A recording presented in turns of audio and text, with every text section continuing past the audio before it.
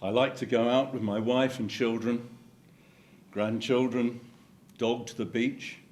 I like a normal family life, but that is basically just not possible anymore, as I always have to deal with the problems that I've been landed with Landsbanki.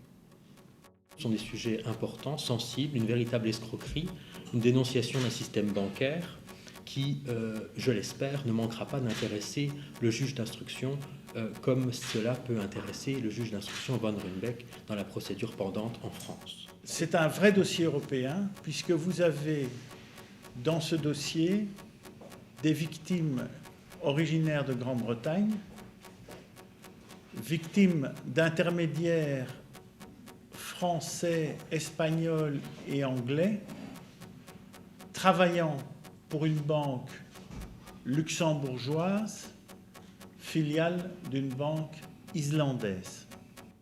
Nous attendons maintenant une réaction de la part du cabinet d'instruction, réaction que j'espère rapide. Je ne peux mieux faire que de reprendre et vous expliquer ce que M. Van Ruymbeck a inscrit dans son ordonnance le 12 juillet 2012, lorsqu'il a mis en examen Landsbanki. Il les a mis en examen pour exercice illégal de l'activité de prestataire de services d'investissement en France de 2006 à 2008, et il les a mis aussi en examen pour escroquerie.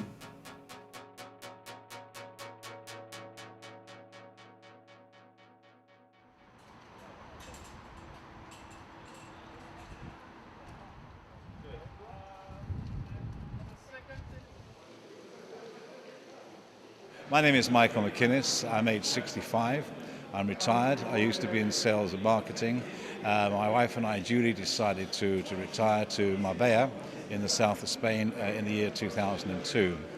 When we moved to Spain, we were looking at an exchange rate between pounds sterling and euros of around 1.6 to the euro. I felt that was unrealistic, and so we did all of our budgeting on 1.5. But as time went on, the exchange rates became worse and worse. Indeed, they actually went down to parity. And suddenly we found that our income had been reduced by as much as 30 to 40%. Well, living on a UK pension, we had to do something about the problem. We eventually learned about a scheme called equity release through the local newspaper, Sir in English, and an agent that was selling this, Graydon Associates. We contacted them to find out more about this product. And we were delighted with what we were told. We were told that this would also avoid any inheritance tax for liabilities for our children. It would be completely risk-free. The investment would not only cover all the administrative costs, the management costs, but would also provide an additional income which would supplement our pension. So this was great. So we went ahead, and that was in the year 2005. J'ai une maison. Elle vaut 1000 €. Eh bien, la banque est venue démarcher ces personnes qui sont des personnes âgées, qui sont retraitées, et elle leur a dit « Vous avez besoin de 100 €. Pas de problème. Je vous donne en cash à chacun les 100 € dont vous avez besoin. Mais je fais une opération où je vous prête 1000 € puisque votre maison vaut 1000 €. Donc, dans les livres de la banque, je vous prête 1000 €, je vous remets dans votre main 100 €, et je fais deux choses. Un, je prends une hypothèque sur votre maison pour 1000 €, et deux, sur les 900 € restants, je les place chez moi, en placement bancaire, qui vont rapporter de l'intérêt. Et c'est ce portefeuille titre, vous le gagez aussi, donc vous me le donnez en gage. We were then told, don't worry, your investment can go up and down, but it's a safe investment. There is no risk to your home. There is no risk of you ever having to repay the loan or anything else. All the documents, yes, were in Spanish, and they were all laid out to us, and we were just told, sign here, sign here, sign here. Peter Fordham had explained the content to us briefly, a summary, and we signed. Naively, we signed. La réalité de ce qui a été signé ne correspond pas à la réalité de ce qui a été dit. C'est-à-dire, on a dit, voilà, c'est un investissement sans risque. Et dans les contrats dont vous avez entendu qu'ils ont été signés les yeux fermés par des gens qui ne maniaient ni la langue française ni la langue espagnole, il est marqué, c'est un placement à risque. Toutes les personnes sont avec la même situation. Et toutes vous racontent l'histoire en disant, et ce que tout le monde nous a dit, c'est que on n'avait pas remboursé. Alors ils sont naïfs, et ils sont évidemment naïfs. C'est la base de toute escroquerie. Je ne connais pas d'escroquerie, on ne croise pas des naïfs. Mais on vous dit, vous ne devez pas rembourser. Nous nous sommes posé la question de savoir si ce mécanisme marche. C'est-à-dire si ce qu'on a promis commercialement tient. Est-ce que ça marche effectivement? On pourrait se dire, est-ce que ça marche théoriquement, le système qui consiste à prêter comme ça de l'argent et pour 10, à faire gérer les 90 autres par le banquier, que ça produise tellement d'intérêts que ça rembourse la totalité? Eh bien, nous avons des expertises qui disent que ab initio, ça ne sait pas tenir. Donc que la promesse ne sait pas tenir. Le banquier savait que son montage ne tenait pas la route. Very quickly, the following year, when we got the first year's report on the performance, we realised that it hadn't done anything like what they were claiming it was going to do. It should have produced 9% return. In fact, it was 2% return. This obviously got us worried, and the alarm bells started ringing. Il n'y a pas un seul portefeuille, il n'y a pas un seul dossier gagnant chez Landsbanki. Landsbanki n'a pas mis une seule fois un produit financier gagnant en ce sens au bénéfice des gens. Tous, ceux qui sont en France et ceux qui viennent déposer plainte ici à Luxembourg, sont victimes, sont dans une situation où le dossier était perdant. Finally, in the year 2008, we learned that Landsbanki had actually gone into liquidation. And of course, we didn't know what was going to happen to us or our property from there. Our obvious concern was the administrator would then be taking foreclosure proceedings to recover the loan that we'd taken. Well, we don't have the money, so there was no way could we possibly settle this. The administrator has refused to negotiate, she refused to be reasonable, or listen to settlements that are reasonable. Je voudrais préciser une chose importante. Qu'est-ce que nous reprochons, nous, à la liquidatrice, Maître Amélius?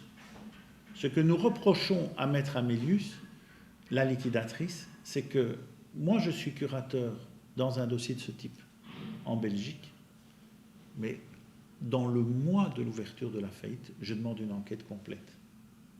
Je demande une enquête pénale. Je veux voir clair. Et j'ai précisé, pour être clair, dans la plainte aussi, qu'à mon estime, tant que Mme Amélius n'était pas au courant de toute cette affaire et qu'elle traitait ça comme une pure affaire civile, on peut encore donner le bénéfice de la bonne foi. Mais aujourd'hui, pour suivre la réalisation de ces actifs dans les conditions que je viens de vous décrire, excusez-moi, mais c'est l'infraction pénale de blanchiment. Je ne dis pas qu'elle l'a commise. So with that, we decided to come to Brussels and file a complaint in Luxembourg with the intention of just trying to sit down around the table and coming to some amicable agreement. Vous avez en Espagne 180 témoins et en France plus d'une centaine de personnes qui toutes disent le même récit. Il y a quelque chose aussi de très malsain dans le dossier. Qui est le real beneficiary owner? Celui qui est le véritable propriétaire économique de l'entreprise. Et là, surprise, surprise, le propriétaire économique est un certain Björgulfur Gudmundsson, qui est lié à la mafia russe, poursuivi et condamné pour des infractions graves commises en matière financière et qui a été poursuivi pour 450 infractions pénales, condamné à 12 mois de prison et suspendu pendant plus de 2 ans pour des infractions en matière de droit comptable. J'ai une question à poser. Comment ce monsieur passe entre les mailles du filet de contrôle luxembourgeois? On se trouve avec des juges en Islande qui instruisent.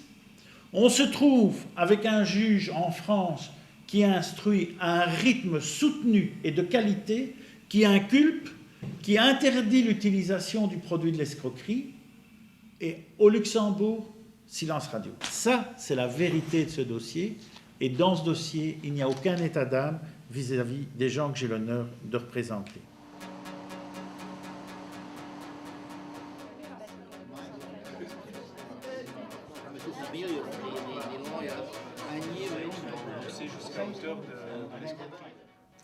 We are devastated at what's happened. We believe it was unethical, it was illegal, and that perhaps in Luxembourg we can find some justice. I'm sorry, thank you. Je pense qu'il est de l'intérêt d'une bonne justice que l'on aille au fond des choses et qu'on voit quelles ont été les démarches qui ont été entreprises et dans quelles conditions tout ça s'est réalisé. Nous interrogeons et nous verrons alors quelle sera la position du juge, si le juge prend en considération que tout ce que l'on a expliqué, c'est-à-dire le caractère social et humain, et nous l'espérons. Nous avons déposé cette plainte auprès du cabinet d'instruction. Nous remettons ce dossier entre les mains d'un juge d'instruction qui, par sa fonction, est indépendant, doit instruire ce dossier-là, et nous avons une vraie confiance au système luxembourgeois. So just imagine if our complaint does not succeed, and just cross your fingers that it does. If not, our lives as we know it today will change, and for me that 40 years of hard work will just go out the window. And this person asked me how it changed my life, and all of ours. It was dramatic. And that's all I have to say.